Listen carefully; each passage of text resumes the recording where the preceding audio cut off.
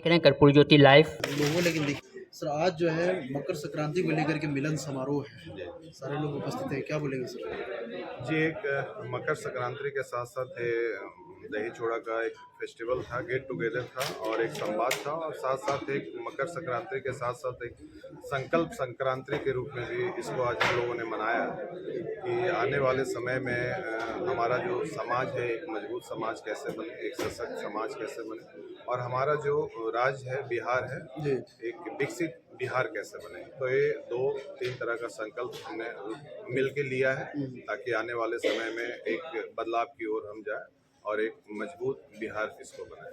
Youth icon of Bihar sir माने जाते हैं, जी पोजीशन भी मिला, राष्ट्रीय अध्यक्ष भी हैं। जी तो क्या लग रहा है कि यूथ के लेकर के कुछ नया, चूँकि मकर संक्रांति है आज? जी जी देखिए, कोई किसी भी समाज को, सोसाइटी को बदलना हो या स्टेट को बदलना हो या तो कंट्री को बदलना हो, युवा का एक अहम भूमिका होती है, एक बहुत बड़ा रोल होता है। जी क्योंकि आज के टाइम में 65% जो पॉपुलेशन है वो युवा की है, तो युवा की जो सोच है वो लोगों की सोच से काफ़ी अलग होती है।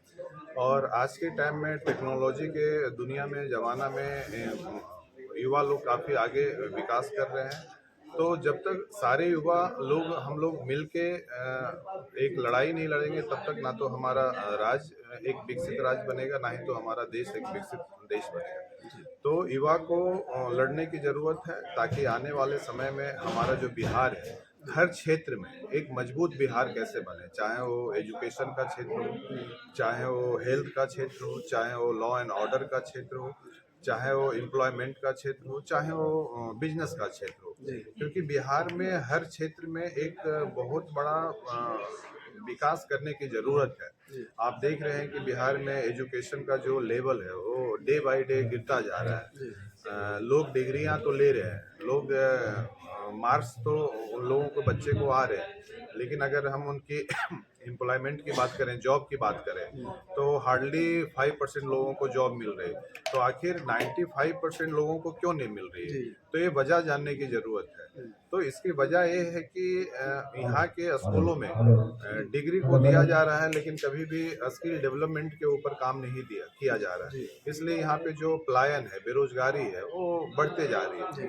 दूसरा, अगर हम बात करें तो हेल्थ का स्तर क्या गिर गया है वो आप लोगों ने देख लिए हैं कि चलो ठीक है, जिसके पास पैसा है वो तो प्राइवेट हॉस्पिटल में जाके अपना इलाज ट्रीटमेंट करवा रहे हैं, लेकिन जो गरीब के बच्चे हैं, जो गरीब लोग हैं या जो खेती कर रहे हैं, जो किसान लोग हैं, अगर उनको कुछ भी छोटा ऑपरेशन भी करवाना होता है, अगर 20,000 25,000 की भी ज़रूरत होता है तो वो नहीं करवा पाते हैं। और क्योंकि इसलिए नहीं करवा पाते हैं क्योंकि सरकारी अस्पताल में वो सब सुविधा नहीं है। वहाँ पे लोग तड़पते रहते हैं, लोगों की मृत्यु हो जाती है, लोगों का सही से इलाज नहीं हो पाता है। तो अगर सरकारी अस्पताल में ये सब फैसिलिटी दिया जाए, सुविधा दिया जाए, जैसे दूसरे स्टेट में दिया जाता है, आप महाराष्ट्र चले जाइए, हिमाचल चले जाइए, वहाँ पे हिमाचल आप जाइएगा तो आपको सुन के आश्चर्य होगा कि वहाँ पे प्राइवेट हॉस्पिटल ही नहीं है। शिमला जैसे शहर में आपको एक ही सरकार हॉस्पिटल मिलेगा, वो भी सरकारी हॉस्पिटल मिलेगा। तो जो सुविधा दूसरे स्टेट में सरकारी अस्पताल में मिल सकती है वो सुविधा हमारे बिहार के अस्पताल में क्यों नहीं मिल सकती? बिहार में सर स्वास्थ्य को लेकर के काफ़ी सारा समस्याएं भी होता है, लगातार आए दिन हम लोग देखते हैं सर, उस पर क्वेश्चन मार्क लगा होता है। किस तरीके से सुधरेगा सर शिक्षा और स्वास्थ्य? जब तक गवर्नमेंट एक सही से प्रोसेस और एक सिस्टम नहीं बनाए तब तक कैसे सुधरेगा? तो हमें एक प्रोसेस बनाने की ज़रूरत है, एक सिस्टम बनाने की ज़रूरत है। और गवर्नमेंट अस्पताल ऐसा नहीं है कि वो एक लॉस का डिपार्टमेंट होता है। वहाँ पे भी लोग अपने इलाज के लिए पैसे देते हैं जो मिनिमम गवर्नमेंट को खर्चा होता है, और बहुत सारे सब्सिडियाँ होती है। तो अगर जो स्टेट गवर्नमेंट है अगर हॉस्पिटल के ऊपर खर्चा नहीं करेगी, एजुकेशन के ऊपर खर्चा नहीं करेगी, लॉ एंड ऑर्डर के ऊपर खर्चा नहीं करेगी, तो फिर इतना फंडिंग या इतना सब्सिडी लेने का क्या मतलब? एक क्वेश्चन सर जोड़ना चाहेंगे निष्कांत सर, सॉरी, बीपीएससी को लेकर के जो सवाल किया जाता है, अभी आए दिन देख रहे हैं कि पेपर लीक का मामला भी सामने है, लेकिन सबसे बड़ा धांधली जो है बीपीएससी को लेकर बताया जा रहा है, इस पर क्या कुछ कहेंगे? क्योंकि छात्र अभी भी प्रदर्शन पे बैठे हुए हैं, अनशन पे बैठे। बिल्कुल बिल्कुल, ये सवाल आपका जायज़ है। और इसके पहले ही मैंने बोला कि हमारी जो सरकारें हैं, हमारी जो बिहार का लॉ एंड ऑर्डर है वो काफ़ी गिर चुका है। और जब तक आप लॉ एंड ऑर्डर को ठीक नहीं कीजिएगा, जो आज क्या जरूरत पड़ी कि बिहार ही नहीं देश के युवाओं ने एक नई रंगराई लेने के लिए इस बिहार की पावन धरती पे उपस्थित हुए हैं निशिकांत सिन्हा जी। क्या जरूरत हुई ये बताने के लिए आपका एक समय है कि हम लोग यहाँ पर जुड़े हैं इस दही चूड़ा के मौके पे। श्री निशिकांत सिन्हा जी बड़ौदा में बिजनेस कर रहे थे, आईटी सेक्टर में और कोई अन्य सेक्टरों में भी वो महत्वपूर्ण जवाबदेही का निर्वहन कर रहे थे, लेकिन उनको क्या जरूरत पड़ी कि आज बिहार के प्रांगण में करीब 5 वर्ष पूर्व से इस समाज में रहने वाले जो अंतिम व्यक्ति के जो लोग हैं, जो हम 100% की बात कर रहे हैं, 90% की बात नहीं कर रहे हैं, 100% में जो रहने वाले जो दबे कुचले जो लोग हैं, उनके हाथों को मजबूत करने के लिए निशिकांत सिन्हा जी बिहार की इस पावन धरती पर आए हैं।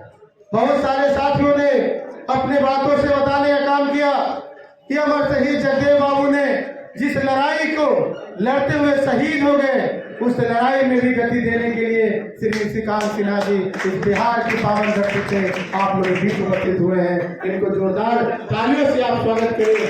9 वर्ष के 25 के प्रांगण में मैं निश्चित आपको आश्वस्त कर देना चाहता हूँ कि लड़ाई बहुत लंबी है। हम सबों का साथ, हम सबों का स्नेह और अपार समर्थन ही आने वाले दिनों में बिहार का भविष्य तय करेगा और देश का भविष्य तय करेगा। हम बात कर रहे थे बाबा साहब भीमराव अंबेडकर की, हम बात करते हैं जगदीश मास्टर की, हम बात करते हैं जननायक कर्पूरी ठाकुर की, हम तमाम उन महापुरुषों की बात करते हैं जिन्होंने बिहार में एक लंबे स्तर पे अपनी निचली पंक्ति में रहने वाले लोग थे, उनको उन्होंने आवाज और उनको गति देने का काम किया। वो बेजान जो लोग थे, उनको शिक्षा के क्षेत्रों में हो या रोजगार के क्षेत्रों में हो या स्वास्थ्य के क्षेत्रों में हो, उसमें देश की आजादी में जो यहाँ का आधिपत्य था, देश जब आजाद हुआ 1947 में, तो देश के पास जो खनिज संपदा और जो उनके पास कुल उनकी पूंजी थी, उससे इस देश को बनाने में, बिहार को बनाने में जितना योगदान दिया था, उस योगदान में एक नई गति देने के लिए श्री निशिकांत सिन्हा जी यूथ आइकन आपके बीच में बड़ौदा से चलकर दिन रात एक करके आपके बीच आए हैं, आपकी लड़ाई को लड़ने के लिए आए हैं। जन आशीर्वाद संवाद आपकी आवाज है, आपके हाथों की आवाज है। अगर जन आशीर्वाद संवाद को अगर आप मजबूत करेंगे तो मैं निश्चित स्पष्ट कर देता हूं कि 2025 में जिस सपनों को आपने देखा है आजादी के 78 सालों में, कि हमने अब देखा है कि निचली स्तर पे जो 100% दबे कुचले लोग हैं, जो पंचायतों में अपनी भागीदारी सुनिश्चित नहीं कर पाते, प्रखंडों में अपनी भागीदारी सुनिश्चित नहीं कर पाते हैं, जिलाओं में अपनी भागीदारी सुनिश्चित नहीं कर पाते हैं, विधानसभा तो छोड़िए, विधानसभा में भी नगण्य मात्रा में लोग सुनिश्चित करने का काम करते हैं और लोकसभा तो बहुत दूर है। उन हाथों को सुनिश्चित करने के लिए जो जन आशीर्वाद संवाद जो बनाया गया है, अगर इसका साथ देंगे तो मैं स्पष्ट करता हूं कि नए वर्ष में 2025 में जो युवा साथी 18 से 55 साल के युवा साथी 78 सालों से इस बिहार ही नहीं देश में अमूल्य अपना योगदान वोटों से इस देश को नया बनाने का प्रयास किया, इस बिहार को नया बनाने का प्रयास किया, लेकिन बिहार बदला नहीं। देश जिस तेजी के साथ हमारे देश के अलग अलग राज्य जिस तरीके से आप जानते हैं, महाराष्ट्र को, गुजरात को और देश के अन्य प्रदेशों को जो अग्रणी भूमिका निभा रहा है, उसमें गति देने के लिए निशिकांत सिन्हा जी के अगर हाथों को आप मजबूत करेंगे तो मैं निश्चित 2025 में मैं कहना चाहूंगा कि आपकी हर आवाज, हर विधानसभाओं में आपकी आवाज वो गूंजेगी और आपके भाई, आपके युवा साथी जिनको आप चाहते हैं कि समाज की अंतिम पंक्ति में जो लोग हैं उनकी रोजगार की बात करें, उनके स्वास्थ्य की बात करें, उनके स्कूल की बात करें, उन बच्चों की बात करें जो बच्चे सड़कों पे रहते हैं, स्कूल नहीं पहुंच पाते हैं, उन बहुत सारे ऐसे लाचार लोग हैं, दबे कुचले लोग हैं जिनको अस्पतालों में बेड नहीं मिलता है, उनके बच्चे को जो होना चाहिए, रोजगार मिलना चाहिए, वो रोजगार नहीं मिलना चाहता है। वैसे साथियों को जिस दिन जिताकर आप पंचायतों, प्रखंडों में, विधानसभा में, लोकसभा में भेजना सीख जाएंगे, मैं निश्चित स्पष्ट कर देना चाहता हूं, उस दिन आपकी भागीदारी सुनिश्चित होगी। इसी भागीदारी को सुनिश्चित करने के लिए निशिकांत सिन्हा जी आप लोग के बीच उपस्थित हुए हैं और इस दही चूड़ा भोज में आपको आमंत्रित किए थे कि आप यहाँ आकर अपनी बातों को रखिए कि 2025 जो है ये राजनीति में एक अहम पड़ाव है। इस पड़ाव में आप जगिए और जिस स्तर पे भी हैं, जहां पर भी आप निवास करते हैं, वहां के लोगों को जनसेवाद संवाद से जोड़िए, इसको गति दीजिए। मैं निश्चित करता हूं कि बिहार में अगर किसी की भी सरकार बनेगी, बिना जनसेवाद के इस बिहार में किसी की सरकार नहीं बनेगी, ये मैं आश्वस्त करता हूँ। इन्हीं सभी शब्दों के साथ निशिकांत जी को मैं बिहार में इन 9 वर्ष की बहुत बहुत बधाई और शुभकामना देता हूँ। नमो बुद्धाय, जय मौर्य वंश, जय सम्राट अशोक। धन्यवाद।